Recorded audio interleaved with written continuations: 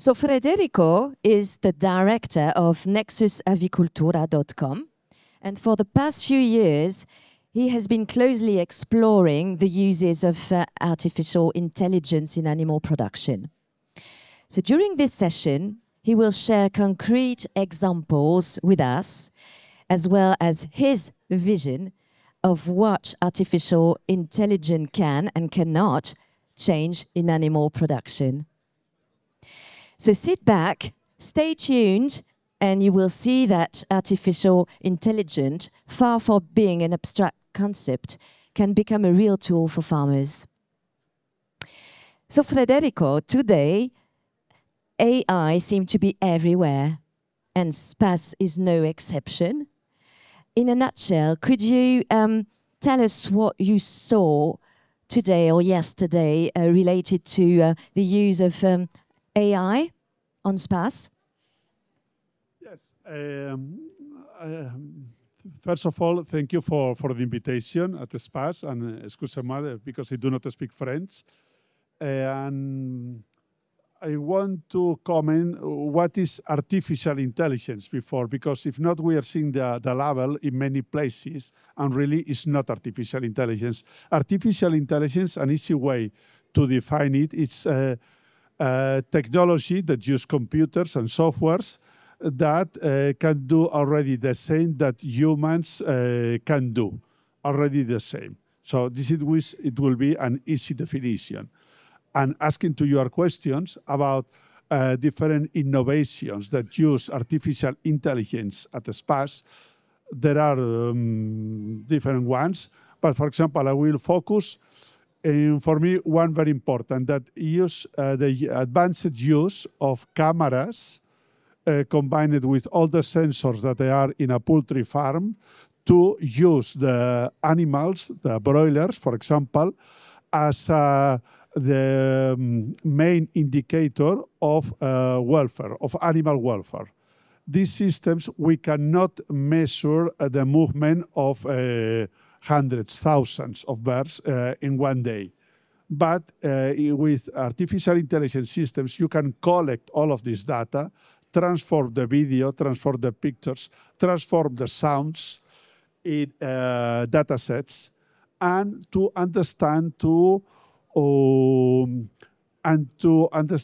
what are the best behaviors that are correlated with the best welfare and, of course, the best economic results.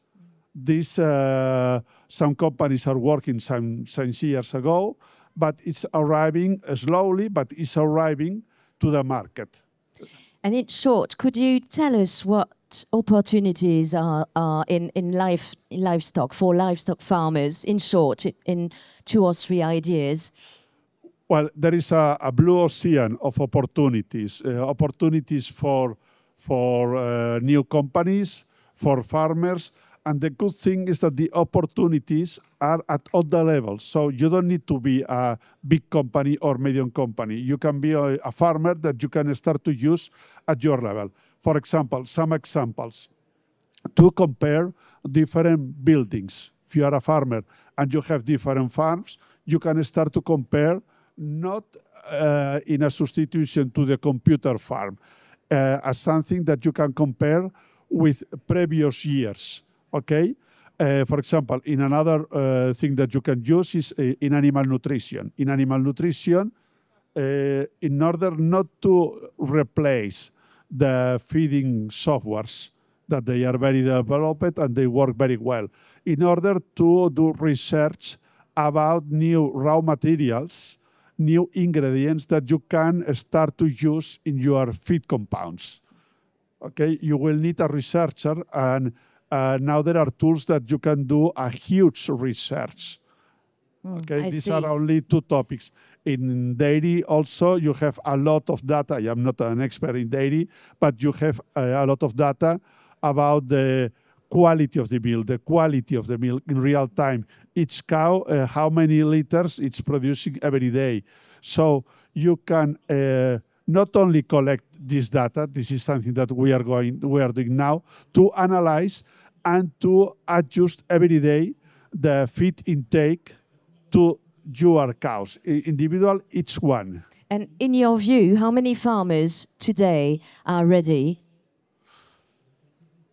Ready are all of them, but they are using very, very, very few in percentage.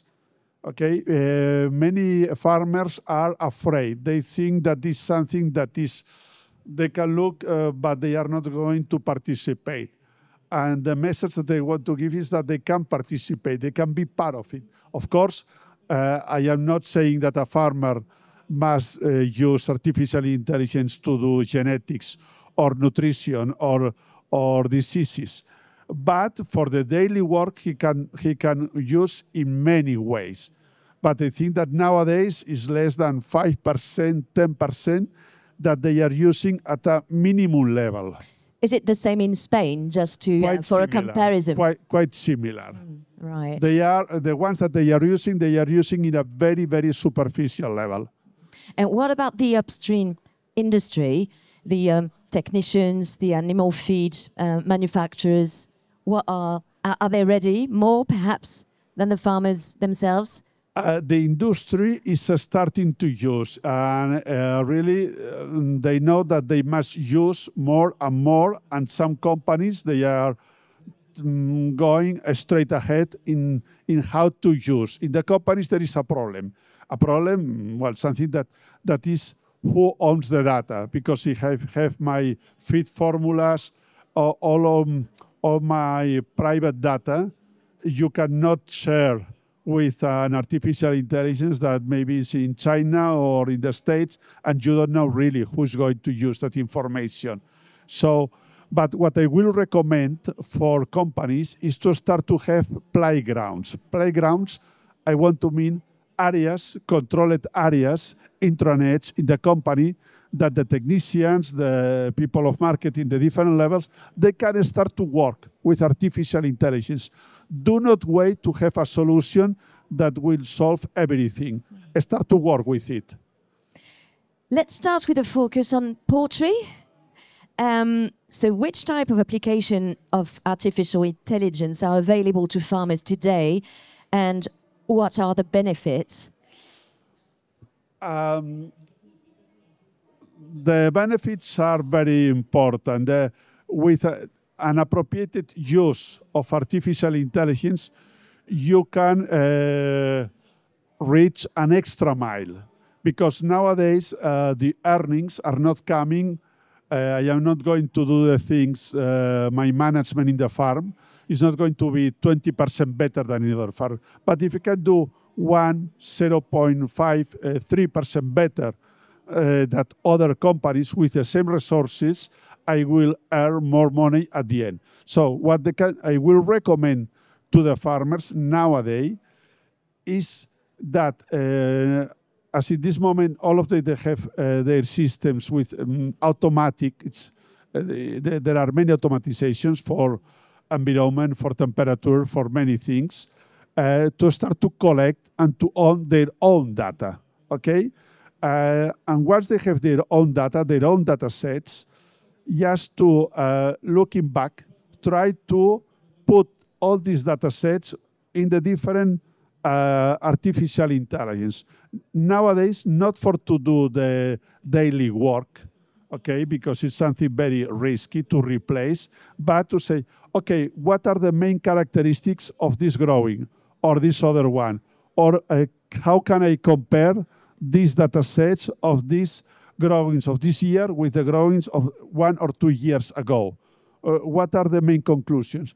And what is really good, and this is a good point in poultry production, the artificial intelligence, as more data we give the systems, more you can rely on the information. Of course, you need to contrast all of this feedback. So it will be more to define a better strategy, perhaps to help farmers at first to, as you say, to put data in the AE system, not for the day-to-day work, but more for the data to process and to have kind of insight of the business and to do better? Or yes, I will recommend now to the poultry farmers or any farmer just to start to use these technologies now. Now, playing in the sense, for example, every week I will invest 3 hours into learn how it works and what it means. This. Okay, I can use ChatGPT, I can use Cloud, I can use Mistral, that is from France. I can use, there are many AI tools, free or of payment, that you can use. So start with these tools because the good thing is that 5 years ago, you need to be a data engineer to analyze some data. But nowadays, it's very easy. And I think that you need to start working with these tools, playing now. But which type of question do you ask the AI with all this data? You don't just put the data on, waiting for it to process you. Which type of question would you advise the farmers to ask? Yes, good question. For example, what I will start, for example, is comparing different growings. For example, if I have the flock number 10, the flock number 9, the flock, and they are finished. And when the birds are gone, when the production is finished, I can download all of this information from my farm computers or from the cloud and compare. Of course, you need to compare the same data. You cannot if you have bad data, you will get bad results, okay? But start comparing your own productions. And for example, you can ask what patterns do you see here that I can improve? Or what do you think that is better in this flock than in this other, okay? And you need to start like a dialogue. It's like to have a qualified person next to you. So start playing with this. Another thing that can use, for example, is, for example, nowadays, talking here in the fair, many people, they have, the farmer is like a MacGyver. He must take care of many different things in the farm, not only the management of the animals. For example, one thing that he can do from the first day is I have the PDFs, the information of my computer, my fan, my ventilation systems, my water systems, all the systems, technological systems that I use in the farm, I can put in a project, I can put or in a carpet, in a folder, that I can start to dialogue with this. So if I have some, I don't know, 2,000 pages of information of how to do the maintenance of my farm, instead of read all of this information, you can ask. And with this, really, is something that they can apply from the first day, and it's very useful. And would you have any example for the dairy cattle, for example, as we are in really the center of the milk region in France, one of the most important milk regions? Well, I am not an expert in dairy, but for example, in dairy, one of the good things is that you have the data of each cow. It's individual data. It's not the flock. It's in the individual data. And nowadays, all the new milking systems, they collect a lot of different data about the fat of the milk, the quality. You know exactly which formulation, how much has it that cow. And according to the milk production, the quality that you want of that dairy, you can return and modify a little the formulation of this data. And also you can analyze later. And of course, you can do also, you can measure welfare. And another important point is that you can use all of these systems. If you have some, you need some stamp of welfare, is one way to show that you are working properly with your animals.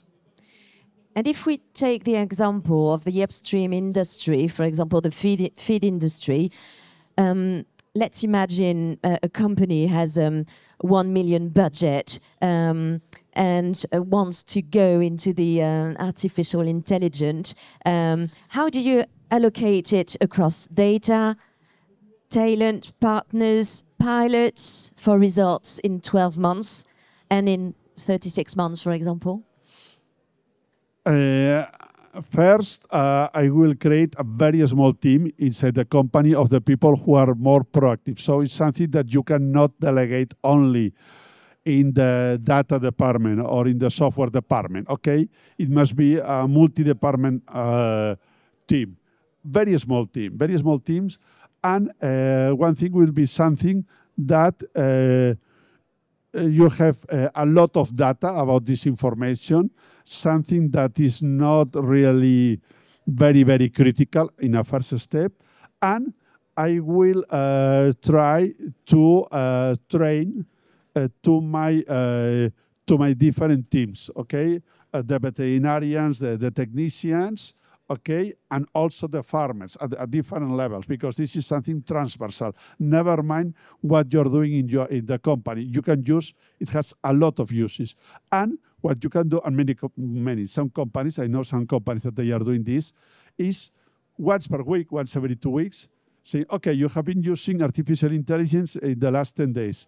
What have you done? I have done this for do better translations or to summarize new regulations, because I have a new law that is 100 pages. I don't have time, okay? So that they can learn from the others in a controlled environment. And when you can, in a second step, okay, you can say, okay, we can go to deploy more personalized solutions. But first, you need to have this minimal knowledge in order that the people in the company are not afraid. Okay. I imagine you have worked already for feed companies, or could you share one or two examples of how at Nexus Avicultura you have helped them to work better with artificial intelligence? Well, very concrete example. Okay, the feed companies, I will not recommend to use artificial intelligence to do the formulation, because with artificial intelligence, generative artificial intelligence, 2 plus 2, it does not equal 5. It does not equal 4. It does not equal 6. 2 plus 2, it can give different results. So, in formulation, you need to be very strict in the sense, if I give from 15 to 70% of protein, is this frame, okay? But for example, nowadays there are companies that they are using artificial intelligence with systems that they read directly on the track the protein of the raw material that they are receiving daily, and the artificial intelligence update the level according to the real protein that is arriving with that track. Or for example, they are doing a lot of research because there are many papers, but the nutritionists, they do not have time to follow what is going on everywhere. So they are using to prospect new ingredients. Exactly.